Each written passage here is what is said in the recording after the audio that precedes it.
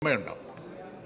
ആ മൊമെന്റം എന്ന് പറഞ്ഞത് ഇത്രയും വലിയ ലോകത്ത് തന്നെ ഇത്രയും വലിയൊരു ദുരന്തം ഉണ്ടായപ്പോൾ അവർക്ക് വേണ്ടി എന്തും ചെയ്തു കൊടുക്കാൻ മലയാളികളായ കേരളീയരായ വ്യക്തികൾ, സംഘടനകൾ, അതുപോലെ തന്നെ ബാക്കിയുള്ളവർ ഒക്കെ തയ്യാറുണ്ടായിരുന്നു.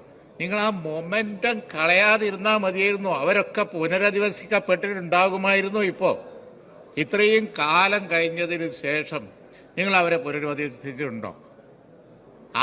അതിന് മറുപടി പറയണം. സർ, ഞങ്ങളത് ചെയ്തു, ഞങ്ങൾ ഇത് ചെയ്തു, അവിടെ റോഡ് നന്നാക്കി, അവിടെ ഹെലിപ്പാഡ് അതുപോലെ തന്നെ മരുന്ന് കൊടുത്തു. സർ, കൊടുത്ത മരുന്ന് 3 മാസം കഴിഞ്ഞപ്പോൾ കൊടുത്ത 300 റുപ്യ നിർത്തി. അതിന്നിവിടെ മന്ത്രി സമ്മതിച്ചല്ലോ. ഇപ്പോൾ നിർത്തലല്ലേ, നിയമം നിർത്തല്ലാതെ പറ്റുമോ എന്നാ പറഞ്ഞത്. സർ, ഞങ്ങളൊക്കെ ഈ നാട് ഭരിച്ചിട്ടുണ്ട്.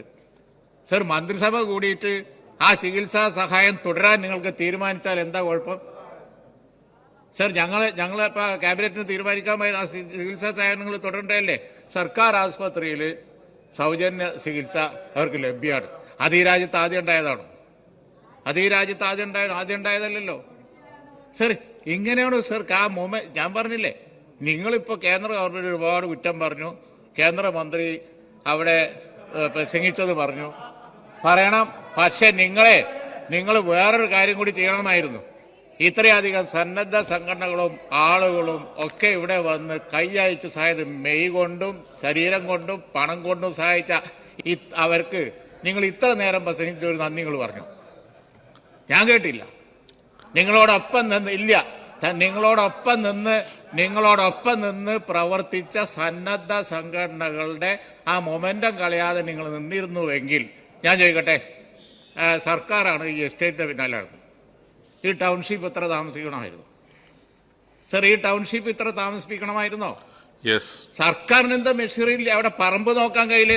സർ, ഞങ്ങൾ ഡേ 1 പറമ്പായ ഭൂമിക്ക് പോയി അഡ്വാൻസ് കൊടുത്ത് നിങ്ങൾ സഹകരിക്കുമെന്ന് പറഞ്ഞ് നിങ്ങളുടെ പിന്നാലെ നടന്നതാണ് ഇതുവരെ 7 മാസം. പക്ഷെ നിങ്ങൾക്ക് ഭൂമി കണ്ടെത്താൻ പറ്റും. വയനാട്ടിൽ എന്താ പറമ്പില്ലേ? അത് നിങ്ങൾക്ക് റവന്യൂ വകുപ്പിന് കണ്ടുപിടിച്ച പറമ്പില്ല. ഞങ്ങൾ വാങ്ങിയല്ലോ. മുട്ടിൽ നിന്ന് അധികം ദൂരമില്ലാത്ത സ്ഥലത്ത് പറമ്പ് കച്ചവടം ചെയ്ത് അഡ്വാൻസ് കൊടുത്തിട്ടാണ് ഞാൻ മന്ത്രിയുടെ ഓഫീസിൽ വരെ വന്നു. അങ്ങയുടെ ഓഫീസിൽ ഞാൻ വന്നില്ലേ? 2-3 പ്രാവശ്യം ഞങ്ങൾ 7 മാസം ഞങ്ങൾ സഹകരിക്കാന്ന് പറഞ്ഞിട്ട് ഗവൺമെന്റിന്റെ പിന്നാലെ നടന്നു. സർ, ഇപ്പൊ തിരിഞ്ഞിട്ടാണ്. സർ, അവിടെ ചികിത്സാ സഹായം ഇല്ല. അവിടെ ആദിവാസികൾ അതുപോലെയുള്ള ആളുകൾ ഉൾപ്പെടെ പല ആളുകളും നരകിക്കുകയാണ്. വീട്ടിലെ പശു പുല്ലൊന്നുമില്ല. സർ, ഇങ്ങനെ പ്രസംഗിച്ചിട്ട് കാര്യമുണ്ടോ?